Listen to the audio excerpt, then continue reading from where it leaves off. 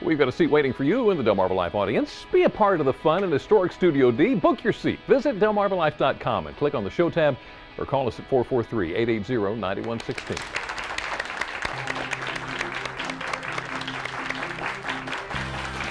Our next guest is considered one of the best-known romantic suspense writers in the world. Sandra Brown is the author of 65 books on a reputable newspaper's best-selling list. 80 million copies of her books in print worldwide, her work translated into 34 languages.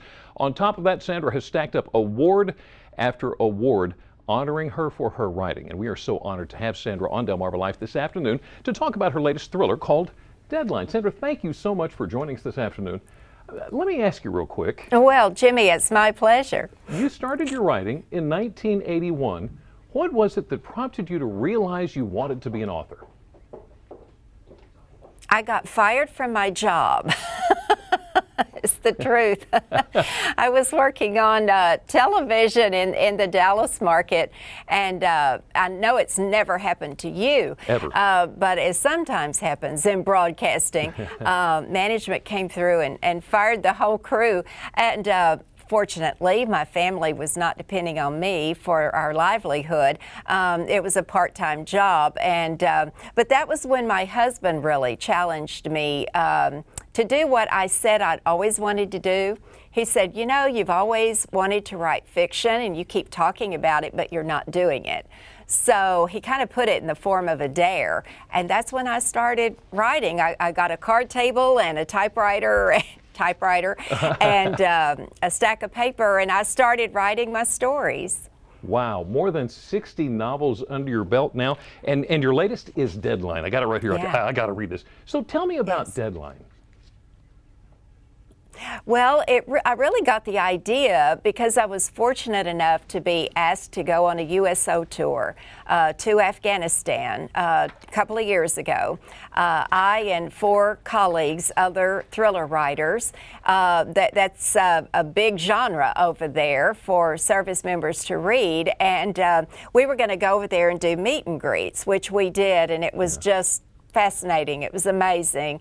But I came back with the idea that there were so many civilians over there. In addition to our armed forces, we met people in the medical profession, contractors, vendors of various kinds who, you know, are working right alongside the Marines and the soldiers, and therefore their lives are at risk just like the others. But we never hear about them coming back with post-traumatic stress disorder. We hear about service women. So that's where I got the idea for my hero in Deadline. Dawson Scott is a journalist for a news magazine. He's been covering the war for 9 months, and he comes home suffering from post-traumatic stress. Okay, so Sandra, I'm going to ask you for a little inside information here. How do you come up with your storylines? Well, if I tell you, I'll have to kill you. Oh, okay, sorry. Well, maybe I'll change that question. No. So how do you No, not really. I don't know where all of them come from, Jimmy. Of course, this one I can draw a direct correlation to the USO trip, but sometimes the idea is just there, and I can't really attribute it to anything. Other times it starts with a character that enters my mind and says, I'm interesting, write about me, or it can be a vocation that I find fascinating, or just something that's very topical, you know, a topical subject. Okay, so we've already tread on the sacred ground here. Have you got anything coming down the line? Have you got some ideas you're going to write? Oh yeah, I'm already at work on next year's novel. Sandra Brown, author of Deadline, thank you so much for joining us this afternoon. Really appreciate your time. Now, if you'd like more information about Sandra Brown and her new book, Deadline, all you have to do is go to delmarvalife.com and click on the show tab. Wasn't that a remarkable statement Sandra made about how she got started as an author? She got fired.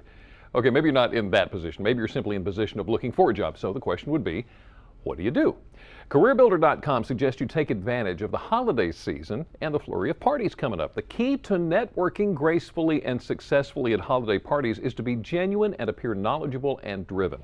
Consider seasonal work. The holidays bring with them seasonal job opportunities, and these jobs just may lead to permanent work. Take the time to thank those who have helped you professionally. Now, there is one question that you are guaranteed you're going to have to answer. If you reply incorrectly, the employer could assume you have no real interest in the job and your candidacy is over. Here's how to avoid that.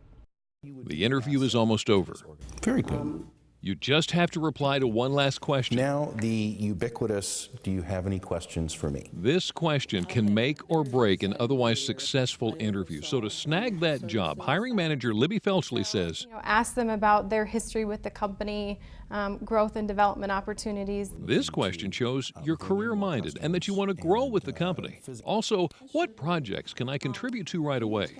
When you ask this question, you let the employer know that you'll find a way to help as soon as possible. It also gives you the chance to sell yourself as someone who can help on those projects.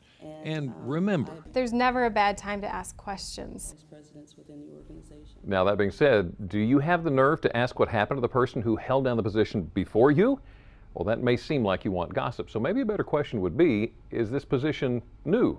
If not, what did the previous employee not do that I can do to be a star in your eyes? Well, still ahead on Delmarva Live, a house just is not a home unless you have furniture inside, and there are always those rooms that you'd like to turn into something. How about a game room? Brian shows us some of the ways you can make a room more fun. One of my favorite rooms is the kitchen. You can probably tell by looking. We're going to head into the Delmarva Live kitchen a little bit later on to put a spin on a traditional salad. Who says you have to eat it raw? Delmarva Live, we'll be right back.